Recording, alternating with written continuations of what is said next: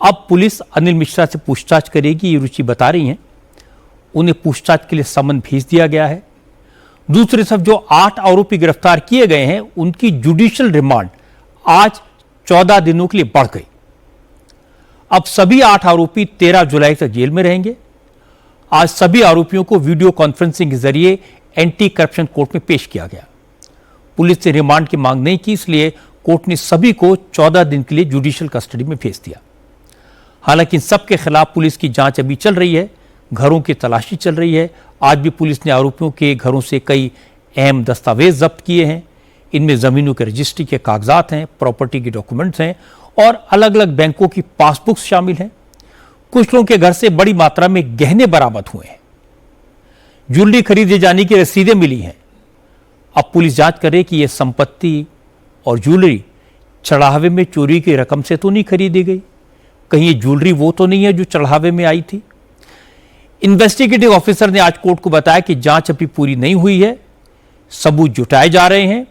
आरोपियों के यहां से जो ज्वेलरी, कैश और डॉक्यूमेंट बरामद हुए हैं, उनका वेरिफिकेशन किया जा रहा है और वेरिफिकेशन के बाद, डॉक्यूमेंट की पड़ताल के बाद आरोपियों के फोन की फॉरेंसिक जांच होगी। प्रॉपर्टी के डॉक्यूमेंट्स का मनी ट्रेल जोड़ा जाएगा और इसके बाद पुलिस सवालों की लिस्ट तैयार करके आरोपियों को पूछताछ के लिए रिमांड पर लेगी। अयोध्या से अभय पाराशर हमारे संवाददाता हमारे साथ हैं। अभय, पुलिस ने आज इन आरोपियों को रिमांड पर क्यों नहीं लिया, ये सब लोग पूछ रहे हैं। नॉर्मली तो पुलिस रिमांड पर लेती है फिर पूछताछ करती है। बिल्कुल रजत जी, हमारी यूपी के एक पुलिस अधिकारी से बात हुई। यही हमने उनसे पूछा कि आखिरकार आरोपियों को कस्टडी में लेना चाहिए था, कस्टडी में क्यों नहीं लिया। पुलिस सूत्रों के मुताबिक रजत जी, जो फाइनेंशियल क्राइम वाले मामले होते हैं यूपी के अंदर, सिस्टम यही है कि फाइनेंशियल क्राइम के अंदर आरोपी की 24 घंटे की कस्टडी और अगर बहुत ज्यादा जरूरत पड़ती है तो 48 घंटे की कस्टडी ही ज्यादातर मामलों में दी जाती है। पुलिस का यह कहना है कि जब इन 8 आरोपियों को गिरफ्तार किया गया और इन्हें ड्यूटी मजिस्ट्रेट के सामने पेश किया गया, उस वक्त 3 दिन की छुट्टी थी, मुहर्रम और फिर सैटरडे संडे 3 दिन की छुट्टी थी। लेकिन पुलिस के पास ट्रस्ट से जुड़े हुए कागजात, इसके अलावा आरोपियों के प्रॉपर्टीज, आरोपियों के परिवार के लोगों से जो संदिग्ध दस्तावेज मिले थे, इतने सारे डॉक्यूमेंट्स थे। एसबीआई बैंक की तरफ से काफी डॉक्यूमेंट्स पुलिस के पास थे, लेकिन इन सबको डीपली स्टडी करना इन 3 दिनों के अंदर संभव नहीं था।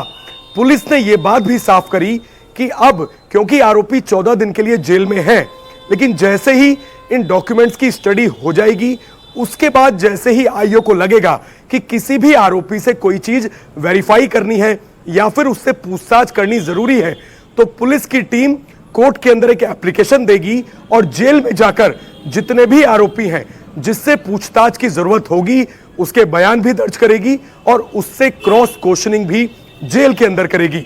और अगर आगे ऐसा लगता है कि किसी भी आरोपी को कहीं रिकवरी के लिए लेके जाना है या फिर मंदिर के अंदर लेकर जाना है, तभी पुलिस की टीम एक एप्लीकेशन लगाएगी कि हमें पुलिस कस्टडी की जरूरत है। इसके लिए पुलिस के पास 60 दिन का समय है। 90 दिन के अंदर चार्जशीट दाखिल करनी होती है, तो 60 दिन में कभी भी इन आरोपियों की 1 या 2 दिन की पुलिस कस्टडी ली जा सकती है।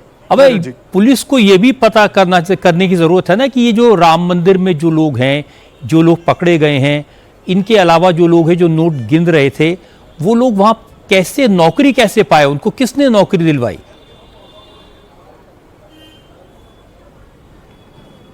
बिल्कुल रजत जी, हमारी सूत्रों से बात हुई कि ये जो आउटसोर्स लोग हैं, इनको कैशियर कैसे बनाया गया। हमें जानकारी मिली कि लगभग 12 महीने पहले, 12 महीने 15 दिन पहले महाकुंभ जब खत्म हुआ, महाकुंभ के दौरान अचानक से अयोध्या के अंदर भक्तों का फ्लो और साथ ही जो कैश का फ्लो था वो बहुत ज्यादा बढ़ने लगा। बहुत ज्यादा भक्त आ रहे थे, जो महाकुंभ जाते थे वो अयोध्या भी आते थे।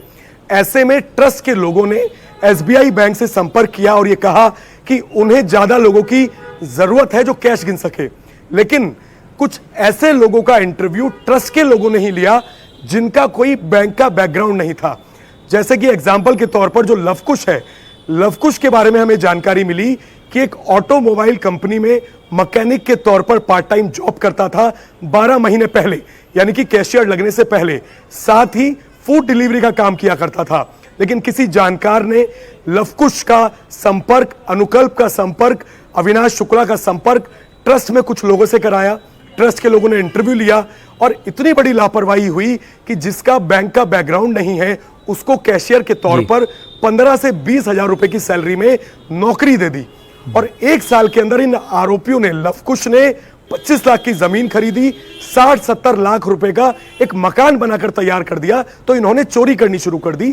तो ट्रस्ट की बड़ी लापरवाही रजत जी इन लोगों को नौकरी देने में नजर आती है। जी, अब बहुत बहुत शुक्रिया, आपने जो जानकारी दी इससे यह भी पता चला कि जब कुंभ के मेले के बाद भारी भीड़ यहां आने लगी तब फिर ये सारे लोग यहां पहुंचे और फिर ये चोरी का काम शुरू हुआ। बहुत बहुत शुक्रिया आपका अभय पाराशर। बड़ी बात यह कि अब चढ़ावा में चोरी की जांच का दायरा उन बैंकों तक भी पहुंच गया है जहां राम मंदिर ट्रस्ट के खाते हैं। उन बैंकों में अफसरों हैं, उनसे पूछताछ हो रही है जिनमें गिरफ्तार किए गए आरोपियों के अकाउंट्स हैं। चूंकि स्टेट बैंक ऑफ इंडिया की ब्रांच में राम मंदिर ट्रस्ट का अकाउंट है, चढ़ावे की गिनती और उसे सुरक्षित बैंक तक पहुंचाने की जिम्मेदारी एसओपी के मुताबिक एसबीआई की थी। इसलिए एसबीआई के उन कर्मचारियों की लिस्ट मांगी गई है जिनकी ड्यूटी चढ़ावे की काउंटिंग में लगाई गई थी। पुलिस को एसबीआई के 2 एम्प्लॉइज रत्नेश चतुर्वेदी और गगनदीप पर शक है, क्योंकि इन दोनों को बैंक की तरफ से चढ़ावे की काउंटिंग प्रोसेस पर निगरानी के लिए तैनात किया गया था। पुलिस को लगता है कि बैंक के कर्मचारियों की मिली भगत के बगैर चढ़ावे में चोरी हो ही नहीं सकती थी। और नोट करने वाली बात है कि जो 8 लोग अरेस्ट हुए हैं उनमें से 6 एसबीआई के पैरोल पर ही थे। अनुकल्प, लवकुश, मनीष, रमाशंकर, अविनाश और करुणेश, ये सब चंपत राय और अनिल मिश्रा के विश्वास पात्र थे।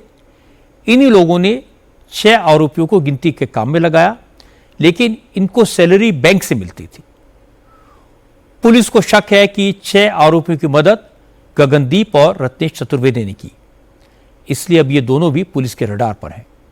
इस बीच अयोध्या में जितने बैंक हैं उन सबको पुलिस ने नोटिस दिया है और राम मंदिर ट्रस्ट के कर्मचारियों और उनसे जुड़े लोगों के जितने भी अकाउंट्स हैं उनकी डिटेल देने को कहा है।